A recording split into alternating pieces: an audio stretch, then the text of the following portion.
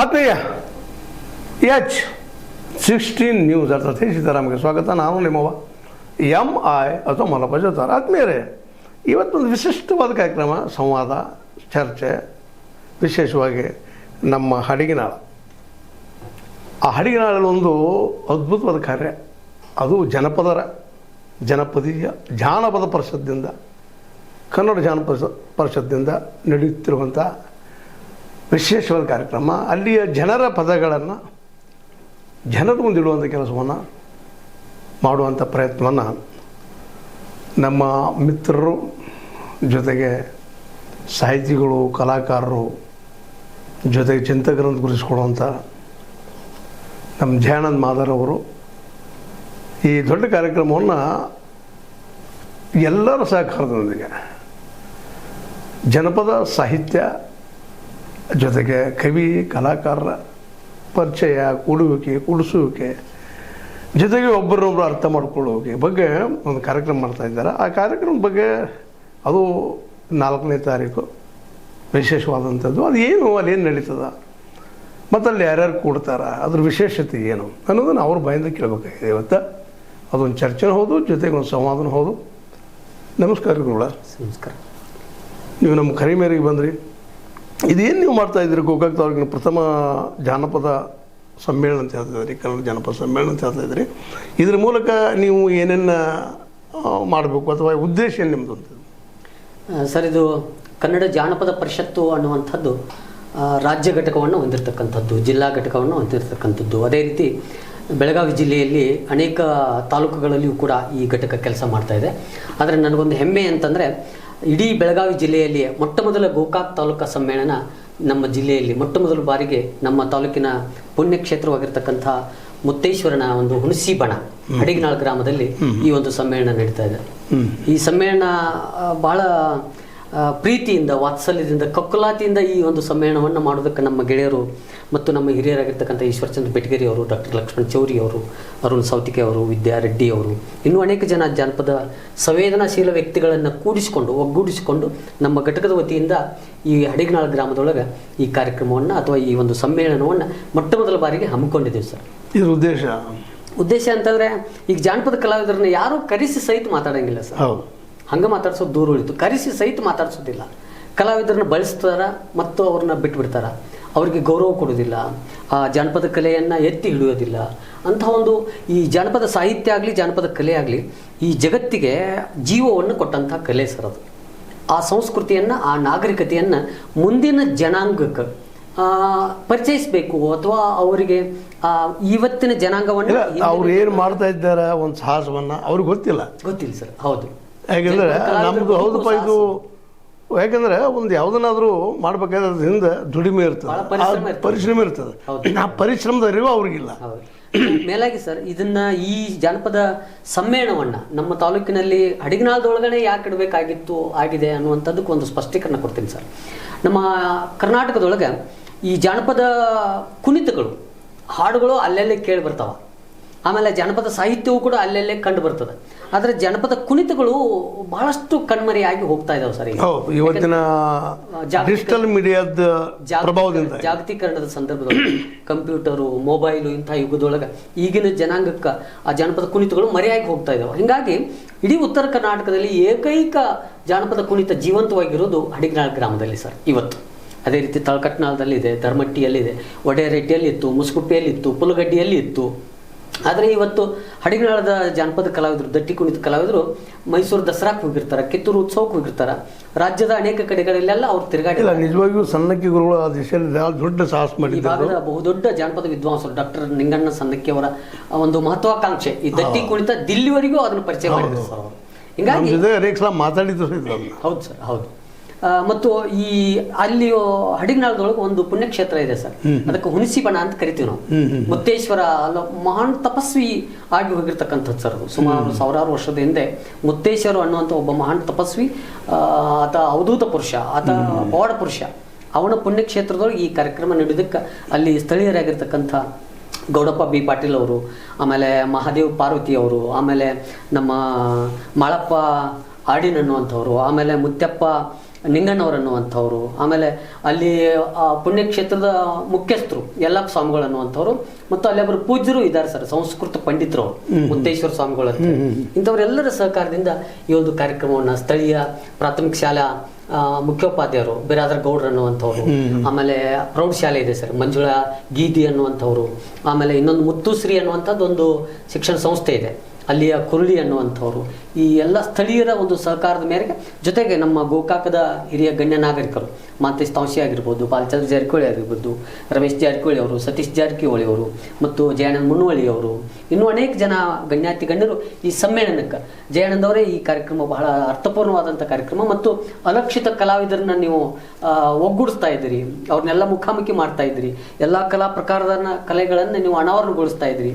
ತುಂಬ ಸಂತೋಷ, ನಾವೆಲ್ಲ ಸಹಕಾರ ಕೊಡ್ತೀವಿ ಅಂತ ಈ ಒಂದು ಕಾರ್ಯಕ್ರಮಕ್ಕೆ ಬಹಳಷ್ಟು ಜನ ಸಹಾಯ ಸಹಕಾರವನ್ನು. ಭಾಳ ದೊಡ್ಡ ಕಾರ್ಯಕ್ರಮ, ಜನಪದ ಕಾರ್ಯಕ್ರಮ ಅಂದ್ರೆ ಇಡೀ ಬದುಕನ್ನು ಒಳಗೊಂಡಂಥದ್ದು. ಹೌದು ಸರ್. ಅದನ್ನು ಒಂದು ದಿನದಲ್ಲಿ ನೀವು ಹೆಂಗೆ ಸೆಟಪ್ ಮಾಡ್ತಾ ಇದ್ದೀರದಂತ ನಮಗೆ ಸಣ್ಣ ಪ್ರಶ್ನೆ. ಹೌದು ಸರ್, ಇದೆಲ್ಲ ಒಂದು ದಿನದ ಟೆಕ್ಕಿ ಒಳಗೆ ಹಿಡಿಸಲಾರದಂಥ ಸಂಪತ್ತು ಸರ್ ಇದು. ನೀವು ಆಣಿಯನ್ನ ಗಿಂಡಿ ಒಳಗೆ ಹಾಕ್ತಾ ಇದ್ದೀರ. ಹೌದು ಹೌದು ಹೌದು ಹೌದು. ಹಂಗಾಗಿ ನಮ್ಮ ಗೋಕಾವಿನೆಲ್ಲ ಸರ್ ಬಯಲಾಟಕ್ಕೆ ಬಹಳ ಪ್ರಸಿದ್ಧವಾದಂಥದ್ದು. ನಮ್ಮ ಕೃಷ್ಣಮೂರ್ತಿ ಪುರಾಣಿಕರವರು, ಆಮೇಲೆ ಬೆಟಗೇರಿ ಕೃಷ್ಣ ಶರ್ಮ ಅವರು ಮೊಟ್ಟ ಮೊದಲಿಗೆ ಗರ್ತಿ ಹಾಡುಗಳನ್ನ ಸಂಗ್ರಹ ಮಾಡಿಕೊಟ್ಟಂಥವ್ರು. ಅಂಥವ್ರ ಪುಣ್ಯ ನೆಲದೊಳಗೆ ಇಂಥ ಒಂದು ಜಾನಪದ ಕಲೆಯನ್ನು ನಾವು ಉಳಿಸುವಂಥ ಒಂದು ಪ್ರಯತ್ನ ಮಾಡ್ತಾ ಇದ್ದೀವಿ ಸರ್. ಬಯಲಾಟ ಕಲೆಯನ್ನು ಮುಂದುವರಿಸ್ಕೊಂಡು ಬಂದಂಥ ನಿಂಗಯ್ಯ ಸ್ವಾಮಿ ಪೂಜಾರಿ ಅವ್ರನ್ನ ಈ ಸಂದರ್ಭದಲ್ಲಿ ನೆನಪಿಸ್ಕೊಳ್ತಾ ಇದ್ವಿ.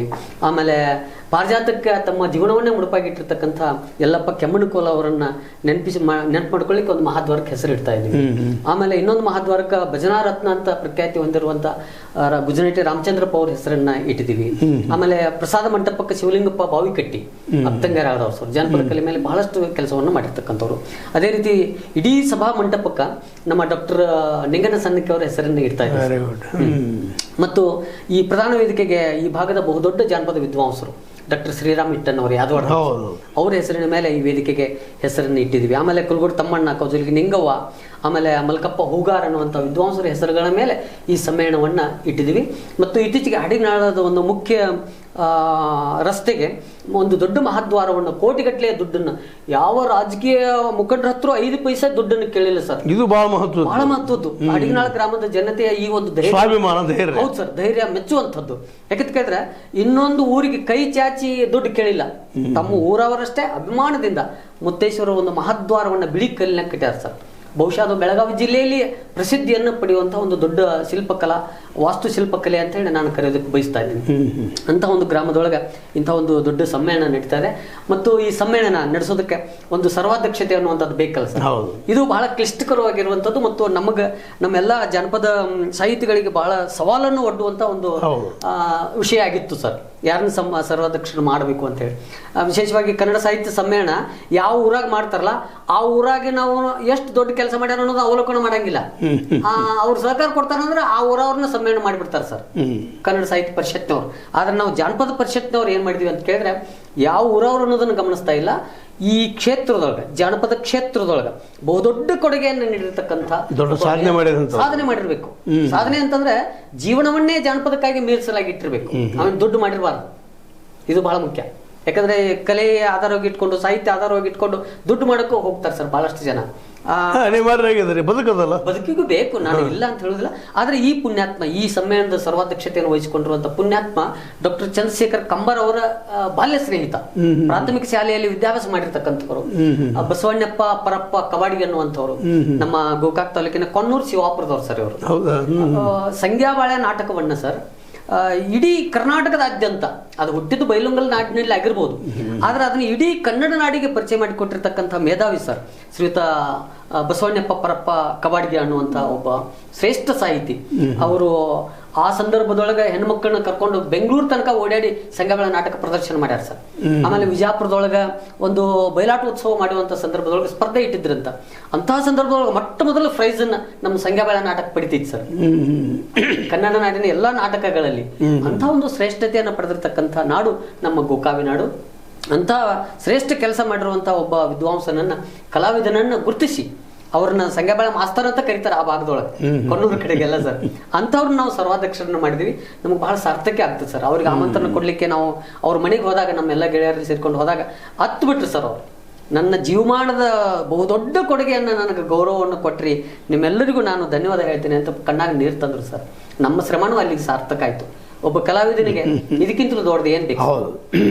ಹಿಂಗಾಗಿ ಯಾಕಂದ್ರೆ ವಿಶೇಷವಾಗಿ ಜನಪದೀಯ ಕಲಾಕಾರರು ಹೌದು ಸರ್. ಬದುಕನ್ನು ಅದಕ್ಕೆ ಸವಿಸಿದ್ರು ಸಹಿತ ಅದರಿಂದ ಬದುಕು ನಡೆಸಿಕೊಳ್ಳಾರದು ಹೋದದ್ದು ನಾವು ಗಮನಿಸ್ತಾ ಇರ್ತೀವಿ. ಆ ದಿಶೆಯಲ್ಲಿ ಮಾಡಿದ್ದಾರೆ. ಮತ್ತೇನು ಕಾರ್ಯಕ್ರಮ ಇಟ್ಕೊಂಡಿದ್ದೀವಿ ಸರ್ ಅದರಲ್ಲಿ? ಸರ್ ಇಲ್ಲಿ ಬೆಳಗ್ಗೆ 8 ಗಂಟೆಗೆ ಧ್ವಜಾರೋಹಣ ಆಗ್ತದೆ. ರಾಷ್ಟ್ರ, ನಾಡ ಮತ್ತು ಪರಿಷತ್ತಿನ ಧ್ವಜಾರೋಹಣ ಆಗ್ತದೆ. ಅದಾದ್ಮೇಲೆ ಸರ್ವಾಧ್ಯಕ್ಷರು ಮೆರವಣಿಗೆ ನಡೀತದೆ. ಅಡಿಗನಾಳ ಗ್ರಾಮದ ಮುಖ್ಯ ರಸ್ತೆಗಳಲ್ಲೆಲ್ಲ ಮೆರವಣಿಗೆ ನಡೆಸ್ತೀವಿ. ಅದಾದ್ಮೇಲೆ ಮುಖ್ಯ ವೇದಿಕೆಗೆ ಕಾರ್ಯಕ್ರಮಗಳು ನಡೀತಾವೆ ಸರ್. ಉದ್ಘಾಟನಾ ಸಮಾರಂಭ, ಅಲ್ಲಿ ಚಿತ್ರಕಲಾ ಪ್ರದರ್ಶನ ಇಟ್ಟಿದ್ದೀವಿ, ಆಮೇಲೆ ಪುಸ್ತಕ ಮಳಿಗೆಗಳನ್ನ ಇಟ್ಟಿದ್ದೀವಿ, ಆಮೇಲೆ ವಿಶಿಷ್ಟವಾದ ರೀತಿಯಲ್ಲಿ ನಗಾರಿಯನ್ನ ಬಾರಿಸೋದ್ರ ಮೂಲಕ, ಡೊಳ್ಳು ಬಾರಿಸೋದ್ರ ಮೂಲಕ ಈ ಕಾರ್ಯಕ್ರಮ ಉದ್ಘಾಟನೆ ಆಗ್ತದೆ ಸರ್. ಯಾಕಂದ್ರೆ ಅಲ್ಲಿ ಡೊಳ್ಳಿನ ಕಲಾವಿದರು ಇರ್ತಾರೆ, ದಕ್ಕಿ ಕಲಾವಿದರು ಇರ್ತಾರೆ. ಹೀಗಾಗಿ ಜನಪದದ ವಾದ್ಯಗಳನ್ನ ಬಳಸಿಕೊಂಡು ಉದ್ಘಾಟನೆ ಇಟ್ಕೋತೀವಿ. ಈ ಉದ್ಘಾಟನೆಯನ್ನ ಕನ್ನಡ ವಿಶ್ವವಿದ್ಯಾಲಯ ಹಂಪಿ ಜಾನಪದ ವಿಭಾಗದ ಮುಖ್ಯಸ್ಥರು ಆಮೇಲೆ ಪ್ರಾಧ್ಯಾಪಕರು ಆಗಿರುವಂತಹ ಡಾಕ್ಟರ್ CT ಗುರುಪ್ರಸಾದ್ ಅನ್ನೋರು ಈ ಸಮ್ಮೇಳನ ಉದ್ಘಾಟನೆ ಮಾಡ್ತಾರೆ. ಮತ್ತು ಕೆಲವು ಹೊತ್ತಿಗೆಗಳು ಅಲ್ಲಿ ಹೊರಬರ್ತಾ ಇದ್ದಾವೆ ಸರ್, ಪುಸ್ತಕಗಳು. ಆ ಪುಸ್ತಕಗಳನ್ನ ನಮ್ಮ ಪ್ರಧಾನ ಕಾರ್ಯದರ್ಶಿ ಆಗಿರ್ತಕ್ಕಂಥ ಪ್ರೊಫೆಸರ್ KS ಕೌಜಲ್ಗಿ ಅವರು ನಡೆಸಿಕೊಡ್ತಾ ಇದ್ದಾರೆ. ಆಮೇಲೆ ನಮ್ಮ ರಾಜ್ಯಾಧ್ಯಕ್ಷರು ಜಾನಪದ ಡಾಕ್ಟರ್ S ಬಾಲಾಜಿ ಅಂತ ಪ್ರತಿಥಿಯನ್ನು ಹೊಂದಿರತಕ್ಕಂಥವ್ರು, ಅವರು ಕೂಡ ನಮ್ಮ ಈ ಕಾರ್ಯಕ್ರಮದ ಕೆಲವು ಮುಖ್ಯ ಘಟನೆಗಳಲ್ಲಿ ಭಾಗವಹಿಸ್ತಾ ಇದ್ದಾರೆ. ಜೊತೆಗೆ ಈ ನಾಡಿನ ಪೂಜ್ಯರು ಕೂಡ ಎಲ್ಲ ಕಾರ್ಯಕ್ರಮಗಳಲ್ಲಿ ಬರ್ತಾ ಇದ್ದಾರೆ. ಅದ್ರ ಜೊತೆಗೆ ಒಂದು ಗೋಷ್ಠಿ ಮಾಡಿದ್ದೀವಿ ಸರ್, ಜನಪದ ಕಲೆಗೆ ಮತ್ತು ಕಲಾವಿದರನ್ನ ಒಗ್ಗೂಡಿಸಿಕೊಂಡು ಮಾತನಾಡ್ಲಿಕ್ಕೆ ಒಂದು ಗೋಷ್ಠಿ ಮಾಡಿದ್ದೀವಿ. ಆಮೇಲೆ ಸುಮಾರು 25 ಜನ ಈ ಭಾಗದ ಅಲಕ್ಷಿತ ಕಲಾವಿದರನ್ನು ಗುರುತಿಸಿ ಅವರಿಗೆ ಡಾಕ್ಟರ್ ಬೆಟಗೇರಿ ಕೃಷ್ಣ ಶರ್ಮಾ ಅವರ ಹೆಸರ ಮೇಲೆ 25 ಜನ ಕಲಾವಿದರಿಗೆ ಅವ್ರನ್ನ ನಾವು ಪ್ರಶಸ್ತಿ ಕೊಟ್ಟು ಗೌರವವನ್ನು ಮಾಡ್ತಾ ಇದ್ದೀವಿ.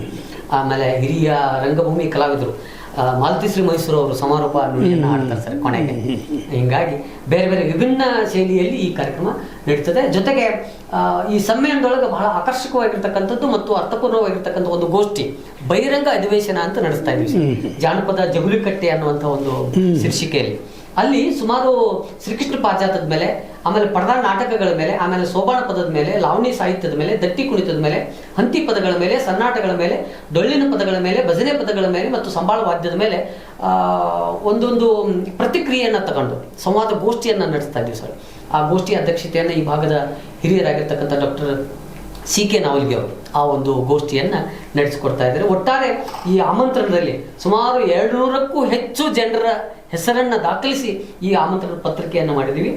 ಸಾರ್ವಜನಿಕರು ಈ ಹೇ ಸೀತಾರಾಮ ಅನ್ನುವಂಥ ಚಲನ ನೋಡುವಂಥ ಎಲ್ಲ ವೀಕ್ಷಕರು ಈ ಸಮ್ಮೇಳನಕ್ಕೆ ಬರಬೇಕು. ಹಡಿಗನಾಳದ ಪುಣ್ಯಕ್ಷೇತ್ರಕ್ಕೆ ಬಂದು ಮುತ್ತಪ್ಪನ ಆಶೀರ್ವಾದವನ್ನು ತಾವೆಲ್ಲ ಪಡಿಬೇಕು. ಮತ್ತು ಹಡಿಗನಾಳದ ಗ್ರಾಮದ ಜನರು ಏನು ನಿರೀಕ್ಷೆ ಮಾಡಿದಾರಲ್ಲ, ಈ ಸಮ್ಮೇಳನ ಇಡೀ ರಾಜ್ಯದ ಗಮನವನ್ನು ಸೆಳೀತದೆ, ಜಿಲ್ಲೆಯ ಗಮನವನ್ನು ಸೆಳೀತದೆ ಅನ್ನುವಂಥ ನಿರೀಕ್ಷೆಯನ್ನು ಏನು ಇಟ್ಕೊಂಡಿದಾರಲ್ಲ, ಆ ನಿರೀಕ್ಷೆಗೆ ತಾವೆಲ್ಲ ಆಗಮಿಸಿ ಈ ಸಮ್ಮೇಳನ ಯಶಸ್ವಿ ಮಾಡಬೇಕು ಅಂತ ನಿಮ್ಮ ಈ ಒಂದು ಚಾನಲ್ ಮೂಲಕ ನಾನು ಸಾರ್ವಜನಿಕರಲ್ಲಿ ವಿನಂತಿ ಮಾಡ್ಕೊತಾ ಇದ್ದೀನಿ ಸರ್. ಮತ್ತು ಬಹಳಷ್ಟು ಜನ ನನ್ನ ಆತ್ಮೀಯರು ಅಶೋಕ ಲಗ್ಮಪ್ಪಗಳವರಾಗಿರ್ಬೋದು, ರಜನಿ ಜೀರ್ಗಾಳ್ ಅವರಾಗಿರ್ಬೋದು, ಇನ್ನೂ ಅನೇಕ ಜನ ಶಿಕ್ಷಕ ಬಂಧುಗಳು, ಪ್ರಾಧ್ಯಾಪಕರು, ಸಾದಿಕ್ ಹಳ್ಯಾಳ್ ಅನ್ನುವಂಥ ಒಬ್ಬ ಆತ್ಮೀಯ ಸ್ನೇಹಿತ, ಇನ್ನೂ ಅನೇಕ ಜನರು ಎಲ್ಲರೂ ಇದಕ್ಕೆಲ್ಲ ಕೈ ಜೋಡಿಸಿದ್ದಾರೆ ಸರ್.